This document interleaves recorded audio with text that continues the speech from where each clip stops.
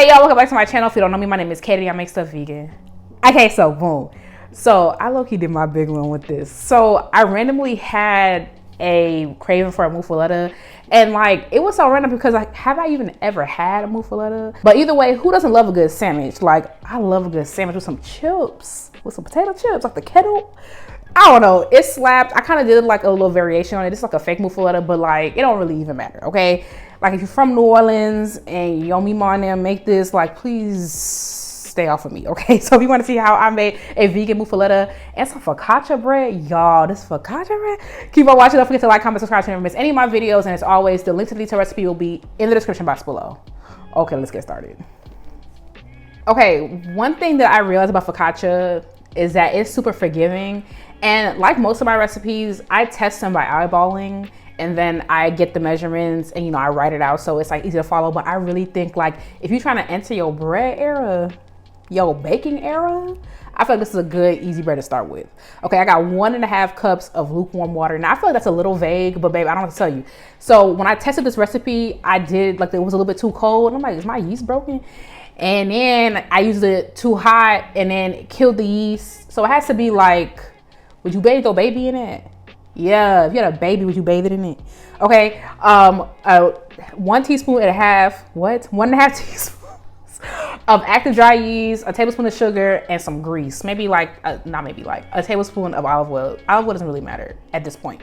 Okay, you're gonna mix it together, you're gonna let it proof for like 15 minutes till it gets all foamy like that. When I get foamy, I was like, oh, you did your big one, period. Okay, then I added 3 cups, maybe like 2 3/4 cups of, no, it was 3. You'll see in the recipe, flour, and I just mix it around. And you see me with a spoon and you see how sticky it is. Like, that's what I love about this, because sometimes like I don't have a bread machine or a stand mixer. So sometimes it's really difficult to make bread. Like when I made the brioche, because you don't want to add more flour, but it keeps sticking to your hands. This, it don't matter because this is a no knead bread. Okay, I covered it and I let it sit somewhere warm. I think I did my counter, but you could also put it in the microwave. Don't turn it on, babe. But you know what I mean?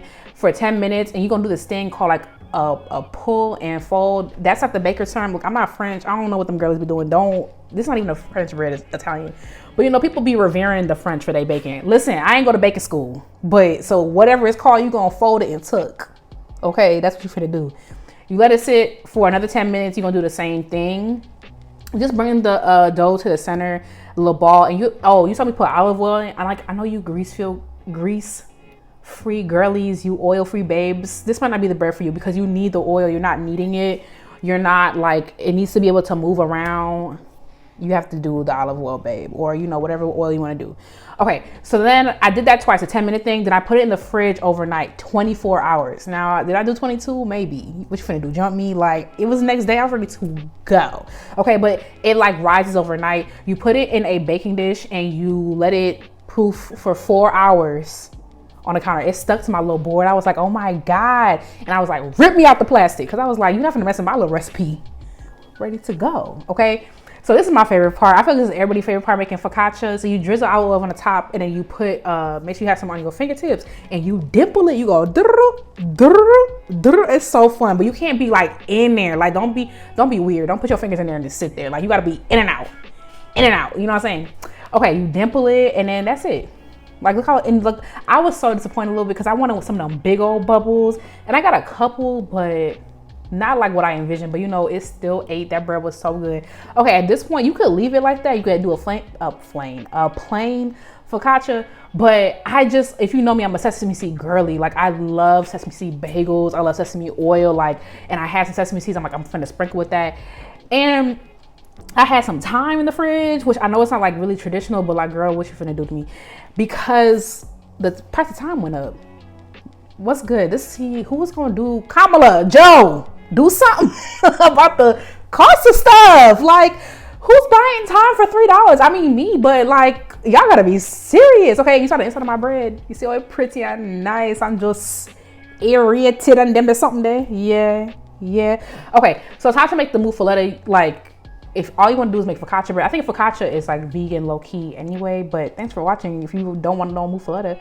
Okay, here we go. So a muffuletta traditionally is like an olive salad, mayo, 3 types of meat, and like 2 types of cheeses. I don't remember the types of meats, but it don't matter. It's a vegan channel. Now, when I did this sandwich, the reason why I said it's like a fake, I don't like using like a bunch of different vegan cheeses and a bunch of different vegan meats because they be the same thing in a different font. Like, it's vegan, you know what I'm saying? And like, I ain't want to gag. Now, if you've seen a video of me using different types of meat, it's been 3 years. I don't know. I be going through phases, okay? But that's what a muffuletta is. So I'm making the olive salad. I love this. You know what I did? Like, the past couple of days, I've been dipping a little potato chip in there. Like, it's just olives. I did sun-dried tomatoes, which is not typical. It's normally bell peppers, but I don't really care for the roasted red peppers that come in a jar. I'm like, I'm finna use sun-dried tomatoes and parsley and limon, okay? So now I'm finna build it. I got some arugula. God, I love arugula, period. I got some balsamic glaze. This is not typical, but I just feel like, why you got a sandwich with no lettuce on it? Like, gotta be some type of lettuce. And I had arugula in the fridge. I said, ooh, period, this will eat. Did, in fact, ate. What's 4 plus 4? 8. I had some pickled red onions, super simple. I just sliced up my red onions, a tablespoon of red wine vinegar. And then I like to do like a little bit of oregano, a little bit of salt, a little bit of garlic powder. I did the tofurkey slices because I don't mind them. I did the Gouda cheese, the vegan Gouda from Whole Foods. And there we go. Look at that. That's a proper sandwich. I'm gonna say proper.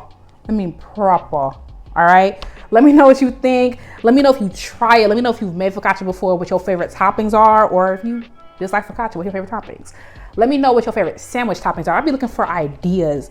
Like, I had a recipe fail a couple days ago, and I was using these seafood mushrooms, like the long ones. They look like whatever, it don't matter. And I put that on the sandwich. Like, sandwich toppings be endless, okay? Let me know if you be putting on your sandwich. Thank you so much for watching. Don't forget to like, comment, subscribe so you never miss any of my videos. While you're here, check out my other videos because there's no videos. Thank you again, and I will catch you in the next one. Bye, y'all.